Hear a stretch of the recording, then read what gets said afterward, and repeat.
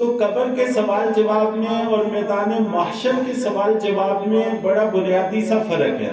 اعوذ باللہ من الشیطان الرجیم،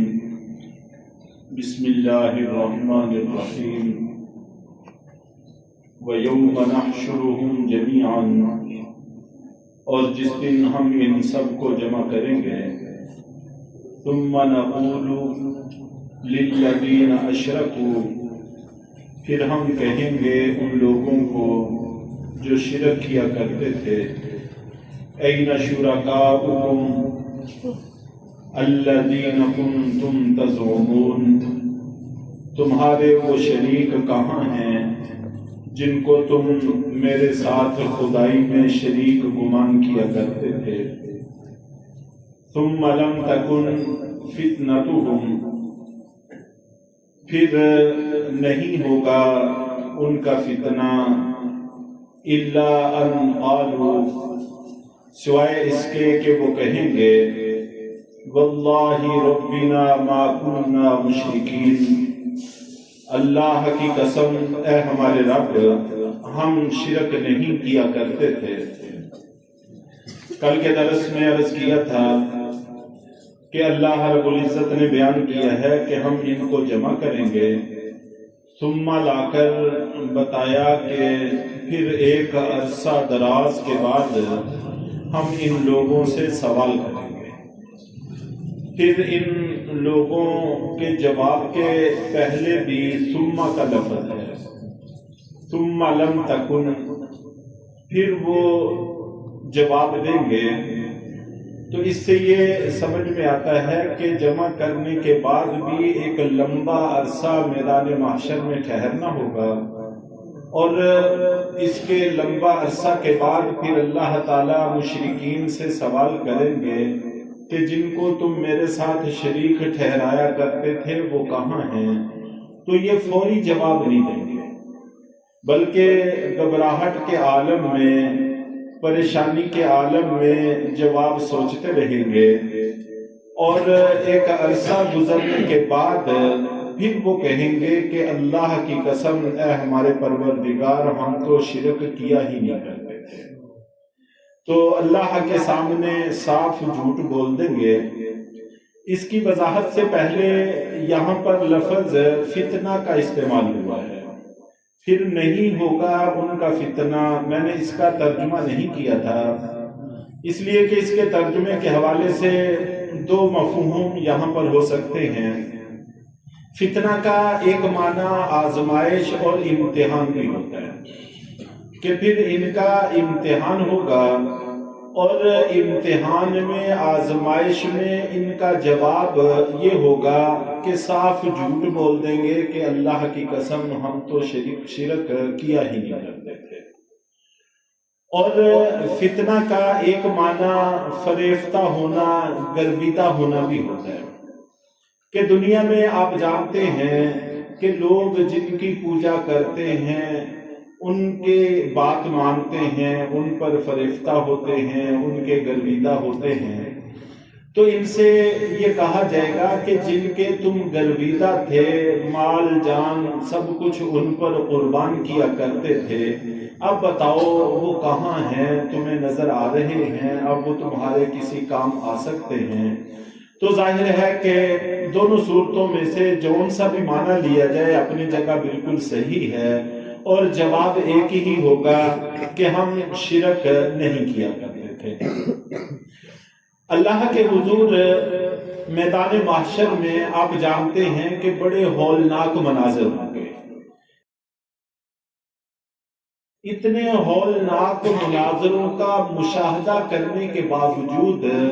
ان کو جھوٹ کی جرت کیسے ہوگی، یہ ایک بڑا سوال یہاں پر قائم ہوتا ہے۔ تو اس کے بارے میں ایک جواب تو عام طور پر مفسرین نے یہ دیا ہے کہ گھبراہٹ ایسی ہوگی کہ ان کو کچھ سمجھ میں نہیں آ رہا ہوگا کہ ہم کیا کہیں، تو گھبراہٹ کے عالم میں بسا اوقات آدمی کے منہ میں جو آتا ہے وہ کہہ دیتا ہے۔ تو اسی طرح یہ بھی گھبراہٹ کے عالم میں ہوں گے، ان کے منہ میں جو آئے گا وہ کہہ دیں گے، اور سچ جھوٹ کی طرف دھیان ہی نہیں رہے گا۔ اور دوسری چیز مفسرین نے یہ نقل کی ہے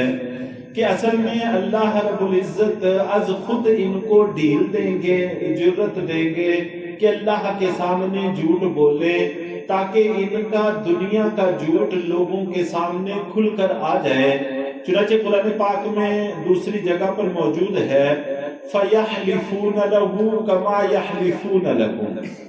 کہ یہ اللہ کے سامنے بھی ایسی ہی قسمیں اٹھا لیں گے جیسا کہ تمہارے سامنے دنیا میں قسمیں اٹھایا کرتے تھے،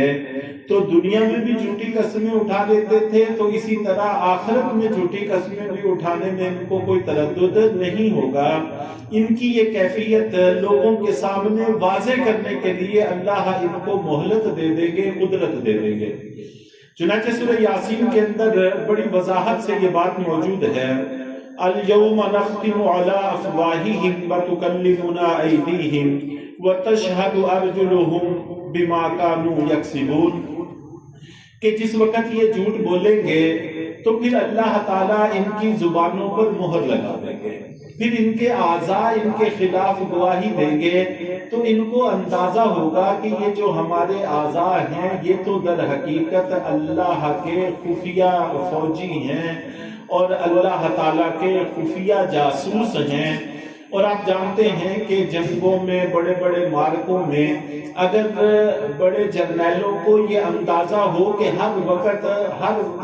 مجلس میں ہمارے ساتھ شریک ہونے والا تو ہمارے دشمن کا بندہ تھا،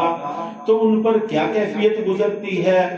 اور وہ اپنی ہر ترتیب کے بارے میں کتنے پریشان ہو جاتے ہیں، تو یہاں پر بھی ان کے ساتھ اسی طرح کی کیفیت ہوگی کہ جن کے لیے ہم یہ سارا کچھ کرتے تھے وہ تو اللہ ہی کے خفیہ جاسوس نکلے، اور وہاں پر یہ صاف صاف بات اللہ کے سامنے ذکر کر دیں گے۔ چنانچہ قرآن پاک میں ہی ہے وَلَا يَكْتُمُونَ اللَّهَ حَدِيثًا، کہ اللہ کے سامنے یہ کچھ بھی چھپا نہیں سکیں گے۔ حضرت عبداللہ بن عباس رضی اللہ تعالیٰ عنہ بھی نقل کرتے ہیں کہ اول تو ان کو جھوٹ کی مہلت دی جائے گی، جھوٹ بولیں گے، لیکن جس وقت اللہ تعالیٰ مہر لگا دیں گے اب نہ تو کوئی بات چھپ سکے گی اور نہ یہ جھوٹ بول سکیں گے، کوئی بھی قدرت ان کو حاصل نہیں ہوگی، اللہ کے حضور صاف صاف بات پیش کرنا ہی ہوگی۔ اور اسی طرح جس وقت ہم دنیا سے رخصت ہوتے ہیں، قبر کے اندر اتارا جاتا ہے، تو قبر میں بھی سوال جواب ہوتے ہیں، تو قبر کے سوال جواب میں اور میدان محشر کے سوال جواب میں بڑا بنیادی سا فرق ہے۔ ایک تو یہ کہ آخرت میں براہ راست اللہ کی ذات سوال جواب کرے گی، اور قبر میں منکر نکیر اللہ کے فرشتے سوال جواب کرتے ہیں، اور اللہ کے فرشتے غیب پر مطلع نہیں ہوتے، غیب نہیں جانتے، اس لیے قبر میں جانے والے پر یہ پابندی ہوگی کہ وہ جھوٹ نہیں بول سکے گا، ان کے سامنے سچ ہی کہنا ہوگا۔ چنانچہ یہ آ کر جب سوال کریں گے تمہارا رب کون ہے، تمہارے نبی کون ہے، تمہارا دین کون سا ہے، تو اگر تو واقعی میں مومن ہوں گے تو صحیح جواب دے سکیں گے اور جنت کی نعمتوں سے فائدہ اٹھائیں گے، اور اگر کافر ہوں گے، مشرک ہوں گے، تو ان کے بارے میں منقول ہے کہ وہاں پر کہیں گے ہا ہا لا ادری، کہ ہائے افسوس ہمیں کچھ بھی پتہ نہیں ہے، تو یہ صحیح جواب نہیں دے سکیں گے۔ قبر میں اللہ تعالیٰ نے کسی کو جھوٹ پر قدرت نہیں دی، اس لیے کہ وہاں پر اگر قدرت دے دیں تو فرشتوں کے سامنے معاملہ خلط ملط ہو کر سارے نظام میں بگاڑ آ سکتا ہے، اس لیے قبر میں اللہ تعالیٰ نے اس کی قدرت نہیں دی۔ میدان حشر میں چونکہ براہ راست اللہ کا معاملہ ہوگا، اللہ ہر غیب پر مطلع ہیں، اس لیے وہاں پر کسی کا جھوٹ چھپ نہیں سکے گا، چل نہیں سکے گا، وہاں پر صاف صاف بات کہ اللہ تعالیٰ ان کو مہلت دے دیں گے، موقع دے دیں گے کہ جھوٹ بھی بول سکتے ہیں، اور بعد میں پھر وہ جھوٹ ان کے سامنے کھول بھی دیا جائے گا۔ اور ایک بات یہاں پر یہ بھی سمجھ میں آتی ہے کہ اصل میں یہ وہ لوگ ہوں گے جو دنیا میں خود کو مشرک نہیں سمجھتے تھے، معاملات اپنے سارے غیروں کے حوالے کر کے پھر بھی کہتے تھے کہ ہم مشرک نہیں ہیں، اور میدان حشر میں بھی یہ کہہ دیں گے کہ ہم مشرک نہیں تھے، حالانکہ عملاً سارے معاملات غیروں کے حوالے کیے ہوئے ہیں، انہی کے لیے منتیں، انہی کے لیے سارا کچھ ہوتا ہے۔ تو اس لیے ہر طرح کے کفر اور شرک سے بچنے کی کوشش بھی کرنی چاہیے، اللہ تعالیٰ سے دعا بھی اس کی مانگنی چاہیے، اہتمام کرنا چاہیے۔ اللہ تعالیٰ ہم سب کو عمل کی توفیق عطا فرمائے۔